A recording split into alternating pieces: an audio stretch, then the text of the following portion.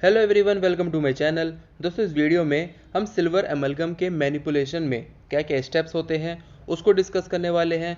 और दोस्तों, ये steps paper point of view से काफ़ी इंपॉर्टेंट है और प्रैक्टिकल के लिए भी आपके लिए काफ़ी इंपॉर्टेंट है ये स्टेप्स, इसलिए इसको आप ध्यान से देखना, इस वीडियो को एंड तक जरूर देखना।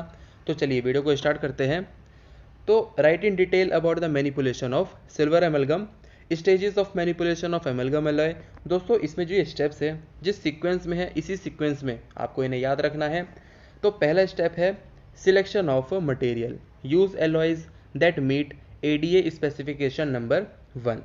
Dental mercury must be of high purity, क्योंकि ओरल कैविटी में यूज़ कर रहे हैं हम। अगर उसमें इम्प्योरिटी भी होगी तो इन्फेक्शन कर सकती है हमारे माउथ में, इसलिए dental mercury must be of high purity. Use manufacturers pre proportioned capsules. इसमें क्या होता है, मैन्युफैक्चरर की तरफ से जो कैप्सूल होती है उसमें प्री प्रपोर्शनड होते हैं मरकरी और एलॉय के, कि कितना रेशो इन दोनों का रखना है। Capsules have mercury and alloy separated by a membrane. जैसे मान लो ये कैप्सूल है, इसमें ये मेम्ब्रेन होती है, एक तरफ होता है मरकरी और दूसरी तरफ एलॉय। जब इसे हमें मिक्स करना होता है तो क्या करते हैं, इस मेम्ब्रेन को पहले हम ब्रेक कर देते हैं, उसके बाद इसको हम मिक्स कर देते हैं। अगला पॉइंट यही लिखा हुआ है, membrane is ruptured before trituration. Trituration यानी कि मिक्स कर देना, ठीक है। अब सेकेंड स्टेप क्या है, मरकरी एलॉय का ratio. Use minimal mercury technique, इसी को हम बोलते हैं एमीज टेक्निक। और दोस्तों, ये टेक्निक बहुत इंपॉर्टेंट है, ये पूछी जाती है ज़रूर।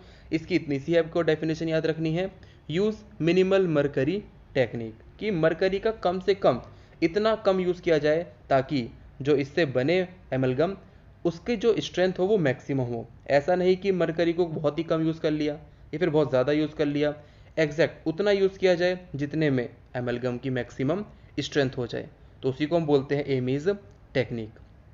मरकरी एलॉय का रेशो कितना होना चाहिए, 1:1। ये किसने बताया, एमीज ने। Helps in reducing mercury content.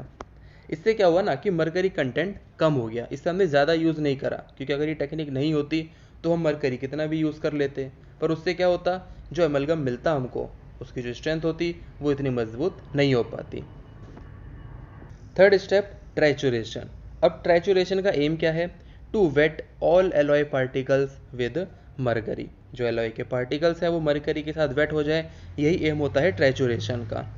Can be done by, या तो आप हैंड मिक्सिंग कर लो या फिर मैकेनिकल ट्राइचुरेशन। अगर आप हैंड मिक्सिंग करोगे तो with glass mortar and pestle, और मैकेनिकल ट्राइचुरेशन में amalgamator with timer and speed control. दोस्तों, ये मशीन होती है जिसमें आप कैप्सूल को रख दो, ये हाई फ्रीक्वेंसी के साथ वाइब्रेट करती है और वो मिक्स हो जाता है।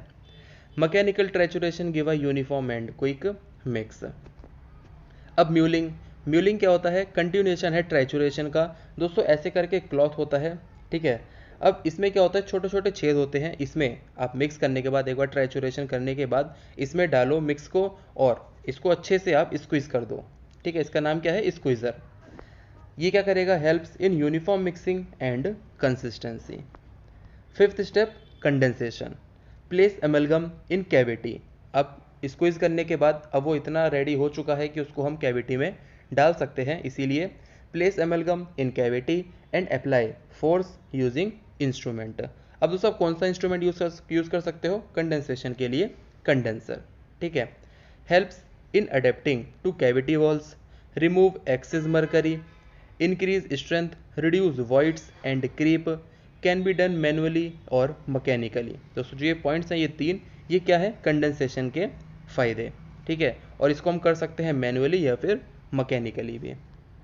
इसके बाद ट्रिमिंग एंड कार्विंग। अब एमलगम मान लो ओवरफिल्ड हो गया तो क्या करेंगे, then trimmed and carved.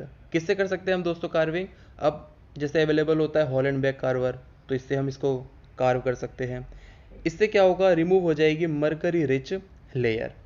Wait करेंगे till amalgam is hard enough to resist carving tool. अब जैसे मान लो अभी आपने कैविटी में लगा दी है ना, और अभी एमलगम इतना हार्ड भी नहीं हुआ और आप कार्विंग करने लग गए, तो क्या होगा, अभी तो वो इतना सूखा भी नहीं है, यानी कि हार्ड भी नहीं हुआ है, तो वो हट जाएगा। इसलिए थोड़ी देर तक वेट करो, उसको हार्ड इतना होने दो कि जब हम उस पर हॉलैंड बैग कार्वर लगाएं तो उसका जो वो फोर्स है, रेजिस्टेंस कर सके मरकरी, इतना हार्ड तो वो हो ही जाए।